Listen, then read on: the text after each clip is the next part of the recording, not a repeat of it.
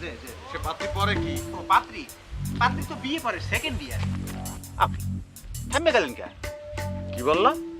পাত্রী বিয়ে পরে সেকেন্ড ইয়ার। এত কোসে মাছ দেওয়ায়।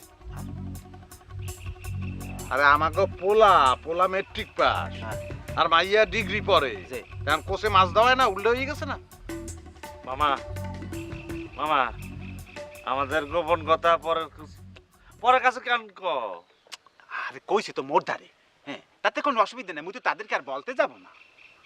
আচ্ছা এখন যাই ওখানে মানে যে আমরা তো রওনা করছি, এখন তো আর ফিরে যাওয়া যাইবে না। না না সম্ভব কিন্তু সেখানে গিয়ে এই পাড়ার পোপাড়ায় যে পড়াশোনা করে নাই, খয়রাচ্চে পাস দিছে, জি। মেট্রিক পাস করছে, এই কথা তো বলা যাইবে না। হুম। সেখানে গিয়ে আমরাও বলবো যে আমাদের ছেলে বিএ পাস, ছেলে ওই এমএ ভর্তি হয়েছিল, জি। কিন্তু ওই একটা সমস্যা হয়ে গেছে এর সঙ্গে, প্রিন্সিপালের সঙ্গে কি জানি ঝামেলা হয়েছিল, ডেকার লইয়ে প্রিন্সিপালের কি সমস্যা? ভাইজান এটা তো বলা যাইবে না, তাহলে আমাদের ছেলেকে সে সন্ত্রাসী ভাবতে পারে না।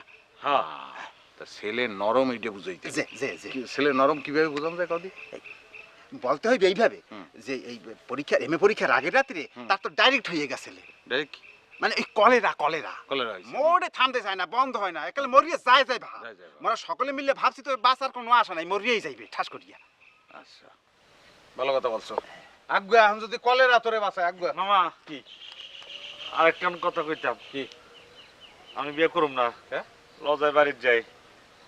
মিথ্যা কথা বললে আমার ঠ্যাং কাঁপে। চমৎকার কথা বলছো, আমার মনের মতো কথা তুমি বলছো ভাইগনা। ফিরিয়া যদি এই কথা তুমি বলো, সোপার দিয়া দাঁত কমাই গেলাম আগুয়া।